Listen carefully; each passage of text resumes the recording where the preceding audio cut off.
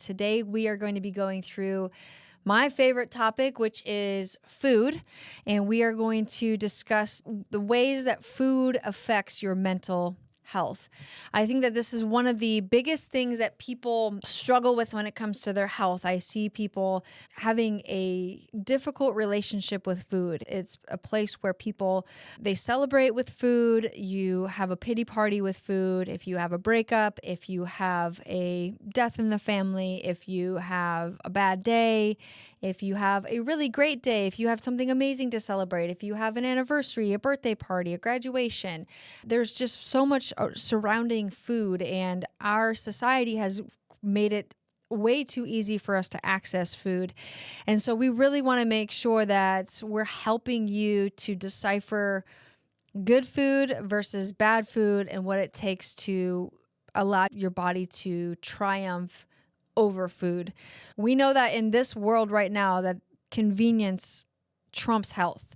You can drive down the street and see dozens upon dozens of fast food restaurants, bad grocery stores, mini marts, junk food in the aisles, and just so many things that are just making it way too easy for us to just go and get processed junk foods and put them into our body.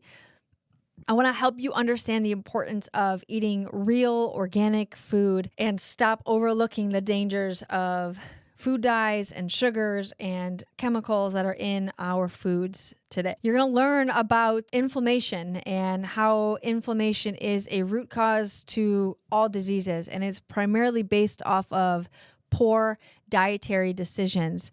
We're going to teach you how sugar affects your mood and how it can contribute to tumor growth. I'm also going to break down what I think is one of the easiest ways to sustain a healthy diet through the Whole30 plan. This is going to be a way for you to reset what's happening in your body, start eating real, whole, healthy foods.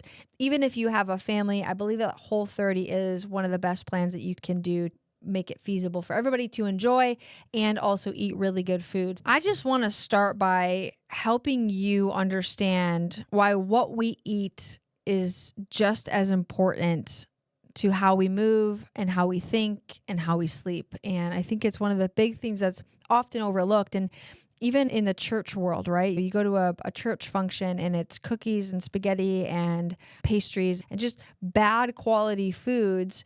And we're supposed to also be living and honoring this temple that God gave us, but we're promoting junk food and processed food in conjunction with that. For me, that's one of the hardest things for me to understand is the disconnect between our body's a temple, but also here's a bunch of processed junk food. So maybe if I help you understand the impact of junk food and processed food on your body, then maybe you can have a connection to make better choices. We know that we live in a fast-paced world. We know that convenience is king. We know that as a result, processed foods have become a staple in our diets. What can I purchase to go and put in my microwave to go and eat?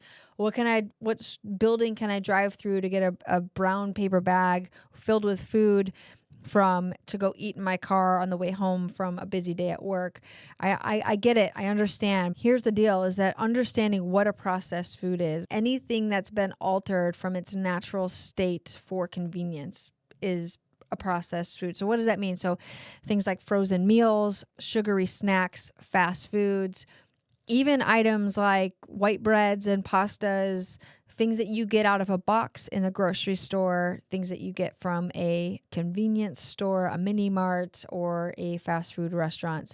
These foods often have unhealthy fats, high levels of sugar, and artificial ingredients, and are extremely low in nutrients. We talked about this a few episodes ago that we have a problem with malabsorption. We have a problem with malnourishment. So even though we're eating a ton of food, we're not eating enough food with good quality nutrients in it. So we're starving ourselves while we're on our way to becoming fat. And so we really got to change this.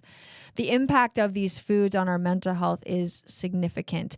There are several studies that show that diets high in processed foods are linked to an increase in mental health issues, including depression and anxiety.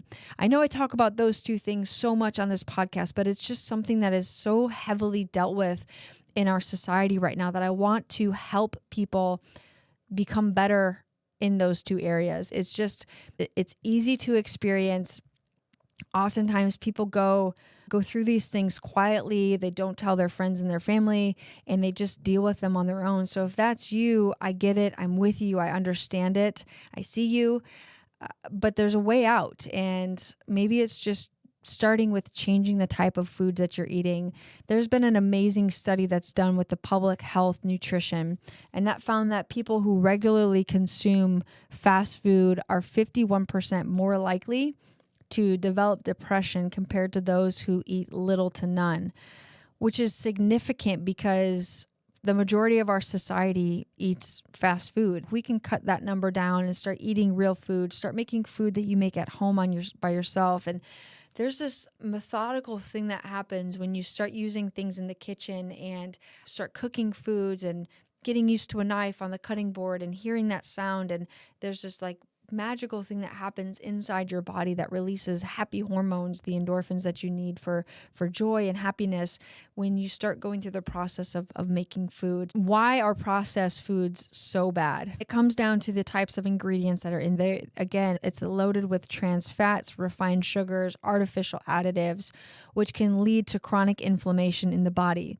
Inflammation is your body's response to a harmful stimuli. So what that means is that it's something bad has happened. Your body's designed to respond to make that bad thing go away. But if you continue to have something bad happen in your body, you go into a state of chronic inflammation. And chronic inflammation is harmful because it's linked to so many different diseases, things like heart disease, cancer, diabetes, mood disorders like anxiety and depression. If you have a high level of inflammation over a long period of time, you're going to see a prevalence of these diseases increasing in your life. These foods can cause spikes and crashes in your blood sugar. When you eat something high in sugar, your blood glucose levels raise rapidly, leading to a short-lived burst of energy and a feel-good mood. However, once that wears off, it's quickly followed by a crash that leaves you feeling tired, irritable, anxious, and over time, these constant fluctuations of boosts of energy and excitement and happiness, and then a drag down drop into just a certain level of depression. Over time, those things are going to just wreak havoc on your hormones. So it's going to increase your hormone cortisol, which is your stress hormone. It's going to decrease your dopamine and serotonin, which is your happy hormones. And so we've got to start to level that playing field out. And that's going to come with changing the types of food that you are actually eating. There's also an issue with nutrient depletion. This is like what I talked about before. We know that processed foods are stripped of essential nutrients in your body. I do functional testings, functional nutrition testing, checking to see B-level vitamins, checking to see toxicity, glucose, blood sugar types, checking to see if there's mood issues, GI issues. And I'm seeing so many people walking around with a high need for antioxidants, high needs for B vitamins, and these things are critical for your brain health. And if you're lacking these because you're eating processed foods, simply changing the types of food that you're eating without having to go through rigorous testing, without having to go through a protocol to get these things back, this is a good start, is changing your diet to eating real, healthy, nutritious foods. So why do we pick on processed foods and start to point you towards organic, real foods? I have a joke when I do my nutrition 101 classes for my patients in my office that there's these new items in the grocery store and they don't come with any labels on them, and you can get them right when you walk in, but most people walk by them and they're called fruits and vegetables.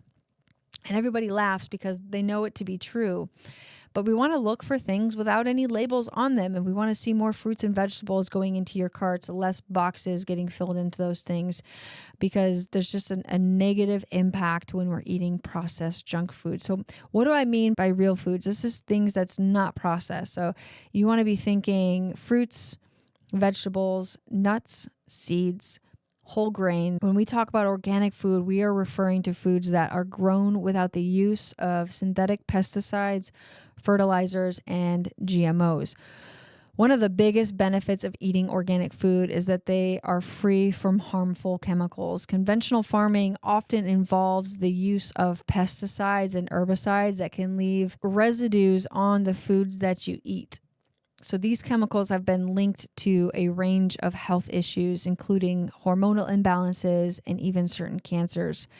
When you choose to eat organic, you are reducing your exposure to harmful chemicals and substances, which can be and have a direct impact of your health. Organic foods are also richer in essential vitamins and nutrients.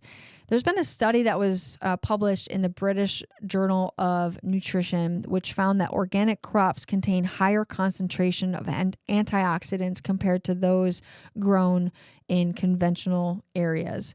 Antioxidants are vital for protecting our brain cells from oxidative stress. Oxidative stress, I want you to think about if I take a bite of an apple and I put the apple on the counter, if I leave that apple there for 10, 15, 20 minutes, an hour, 2 hours, a day or two, where you took that bite, suddenly it becomes brown. This is called oxidative damage. The same thing happens in your body. When you put toxins and chemicals and expose your body to these types of things, you're creating an excessive level of oxidative damage in your body. You're increasing the amount of free radical damage floating around in your body.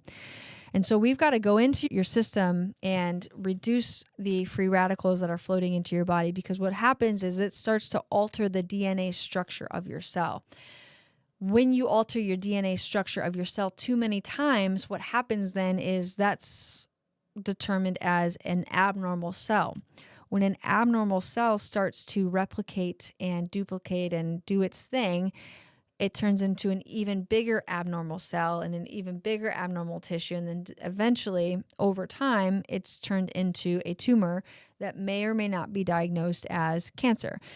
And so we want to stop the DNA damage to your cell by reducing the oxidative damage, by reducing the amount of chemicals and processed things that are going into your body. And so that's why we always recommend choosing an organic diet. I love the Dirty Dozen and Clean 15 lists. You can go onto Google, onto some web search that you use, type in EWG Dirty Dozen Clean 15 2024, and you'll get a list. I want you to focus on the Dirty Dozen list. That list is your bare minimum standard of engagement. That's where you want to go and look at those items, and those are the items that you absolutely must buy organic. The reason why is because they're going to be filled with more pesticides, more herbicides, more fertilizers, and be more prone to GMO damage, increasing your free radical damage, oxidative stress in your body. So Dirty Dozen is going to be what you want to be looking for. Another key nutrient that's found in organic foods is magnesium. Magnesium plays a vital role in brain function and also regulating your mood. It's also known for its abilities to calm your brain, helping to reduce anxiety and stress. Leafy greens, nuts, and seeds are excellent sources of magnesium. Choosing these things in organic versions help to ensure that you're getting the highest possible levels of that nutrient. The thing is that most people are actually deficient in magnesium because of the type of diets that we're eating. So we want to either start with a supplemental of magnesium. Most people in my office, I'm putting them on a magnesium supplement because you're deficient in it, and we've got to start to regulate that. Changing your diet to an organic diet is going to help with that, but our nutrients are depleted now more than ever before. If I were to eat one peach in 1940, I would have to eat 40 of those peaches now, because the soil is not good and the nutrient depletion in our food is really high. And so we want to make sure that we are supplementing, not replacing, but supplementing for good, healthy nutrients. Eating organic also means that you're consuming food that is closer to its natural state. When we do that, the food that you're eating will be retaining more of its original vitamins, minerals, and other beneficial compounds. When your body is well nourished by real foods, your brain has the fuel that it needs to function properly, which can lead to improved mood, better focus, a reduced amount of symptoms that are being expressed as anxiety and depression. One thing that we don't always talk about is food dyes, artificial colors, and what that's doing and how it's impacting our food supplies. Food dyes and artificial colors are found in everything from candies to baked goods to cereals to some of the drinks that we're drinking. But many people don't realize the significant impact on our mental health with these. For instance, red 40, yellow 5, and blue 1 are some of the most common food dyes used in processed foods. These dyes have been linked to behavioral issues, particularly in children. A study published in the Journal of Pediatrics found that removing artificial food dyes from diets of children with ADHD led to a significant improvement in their behavior. While this study focused on kids, adults have the same effects and things going on. Our immune system and our body, our brain is highly affected by the types of foods and dyes that are going into it. These dyes contribute to oxidative stress in the brain, which we just discussed in depth about oxidative damage and stress. And so we want to stay away from that. Those can lead to cognitive decline and mental health issues. The brain is highly sensitive to oxidative stress because of its high oxygen consumption and its abundance of polyunsaturated fatty acids, which are prone to oxidation. When you consume foods high in artificial dyes, you're essentially feeding your brain substances that can cause damage over time. Beyond these dyes, other additives like preservatives, flavor enhancer can also affect negatively your mental health. For example, MSG, which is a common flavor enhancer, has been shown to increase the cause of headaches, mood swings, depression, and anxiety in people. Preservatives like sodium benzoate can also cause oxidative stress, which is contributing to mental fatigue and irritability. The takeaway here is that you need to be mindful of your food. Stop eating blindly. Start reading labels. Start understanding what's in ingredients at fast food restaurants. You can see all the ingredients on anybody's website of exactly what's in the food that you're eating. Making sure that you're staying away from food colors, artificial flavors, and preservatives, which is an easy way to start to protect your mental health. The next thing I want to talk about is sugar. We talk about sugar as being the number one silent sabotager. It's the monster that comes in and just sabotages your health, specifically your mental health. Sugar is found in almost everything. And it's actually not found in everything. It's just in everything that you're purchasing and you're consuming. From things like candy and sodas to less obvious things like dressings, breads, chicken broth. And I was at Costco the other day and looking at their pre-seasoned, pre-cooked meats. And in the ingredients, it was like sugar is in everything. And I was reading, I'm like, out loud, I said, why do they put sugar in everything? I put those items back because I don't want to be contributing to having more sugar in my diet than I need to. Sugar isn't just an empty calorie, but it affects your mental and your physical health almost instantaneously. The first thing that sugar does is it increases your body's inflammation markers. Chronic inflammation, like we talked about before, is a root cause of many diseases, including mental health disorders. When you consume sugar, especially in large quantities, it can lead to inflammatory responses in your body. This inflammation doesn't just stay in your joints and your muscles, it can affect your brain as well. Chronic inflammation in the brain can lead to a host of mental health issues, including depression, anxiety, and cognitive decline. There's been a study in the American Journal of Clinical Nutrition that found that people who consumed a diet high in sugar had higher levels of inflammatory markers in their blood, which were associated with a greater risk of developing depression. Sugar also has a direct effect on our mood. When you consume sugar, it causes a rapid increase of your blood sugar levels, and that leads to an energy boost, which also gives a temporary boost in your mood. However, this is just a short-lived artificial mood booster, and it doesn't stick around too long. The cycle of sugar highs and lows can lead to mood swings, irritability, and cause anxiety and depression over time. When we talk about sugar and cancer cells, there's research that has shown that a high intake of sugar can contribute to the growth of tumors. Tumor cells thrive on sugar. There's about 18 to 30 times the amount of receptors on a cancer tumor cell specifically for sugar than for any other substance out there. That's why one of the tests that they do to find tumors in your body is a radioactive sugar or a PET scan to see where the sugar binds to on the tumor, and it'll light it up on the scan so that they can see exactly where you have cancer throughout your body. I think that everybody can change the way that they eat, including myself. I'm always learning and growing and doing things to change. I love the Whole30 plan. I think it's something that it creates a sustainable eating plan for like single people to families with kids to eat really good whole foods. We've covered the dangers of processed foods, dyes, and sugars, but now I really want to give you a practical way to help to reset your body, even if you just do it for 30 days. But I think that the Whole30 plan can be something that is a sustainable diet for a long-term purpose.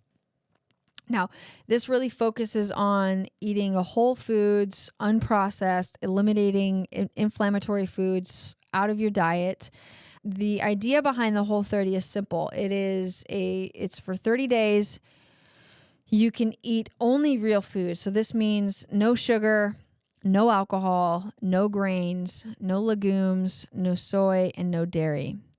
And you might be asking, why the restrictions for this? Why do I need to eliminate all these things? Because when you're eliminating these things, you're actually eliminating the common triggers and causes of inflammation, digestive issues, and even mental health issues. Cutting them out completely is going to help your body to give it a chance to reset and heal. One of the key premises of Whole30 is to help you identify how different foods affect your body and your mind. After 30 days of gradually reintroducing some of these eliminated foods one by one, you can see how your body reacts. The process helps you to identify any food sensitivities, intolerances, and what might be affecting your physical and or mental health as well. Whole30 is not about deprivation, and it is definitely not an extreme diet. Again, this is what I base my life around. I love the Whole30 plan. I think it's something that you can live on. It's really about eating nutrient-dense foods that's going to fuel your body. It's going to fuel your brain. It's going to give you plenty of vegetables, fruits, and high proteins like grass-fed meats, wild-caught fish, and healthy fats from sources like avocados, nuts, and seeds. The reason why it's a sustainable fix and not just a temporary fix is it's really going to reset your relationship with food. It's going to help you start to love food, really healthy, good, whole foods for what it is, and not the cravings that you're being driven by right now. There's so many people that we base what we eat off of how we feel. We base what we eat off of what we're craving, what we want right now in this moment. One of my mentors says that nothing tastes as good as being healthy feels. I want you to experience that. I want you to experience what it takes to be healthy, what it feels like to be healthy. I don't feel like I miss out on foods. I think that over these next 30 days, if you commit to this, you're going to see a massive transformation in your body, in your health, in your energy, and in the relationship with your foods. Another important aspect of the Whole30 is how it's going to get you to start paying attention to how foods make you feel physically and mentally. This awareness is going to give you the ability to make better choices throughout your life, ultimately knowing what makes you feel bad and what makes you feel good. And your body is going to start to be reprogrammed for you to want the things that make you feel good and stay away from the things that make you feel bad. It's going to help you making more conscious, informed decisions about what you're eating and not just going willy-nilly throughout life. The power of eating real food, it's so important that you take this away, that just eating real food is going to be the things that changes your whole perspective and outlook. You want to start including essential fatty acids for brain health, fiber for gut health, which is closely related. I'll do a whole talk on gut health and brain health and the mindset of that. Antioxidants to protect you from brain damage as well. Real food doesn't come with a list of ingredients that you can't pronounce. One thing that we also say is that if you can't read it, don't eat it. If it's some sort of a chemical, if it's some sort of a processed thing, then you most likely won't know what it is. You should limit your ingredients on anything that is processed if you do need to purchase those to about 5 ingredients or less. Honestly, making this switch from processed junk foods to real whole foods, you're going to be supporting your physical health and mental health, and it's going to be a total game changer for yourself and the people around you. It's time to allow your mind to start working properly. It's time to give your body a rest from functioning in chronic inflammation, and time to step away from the junk food, the processed food.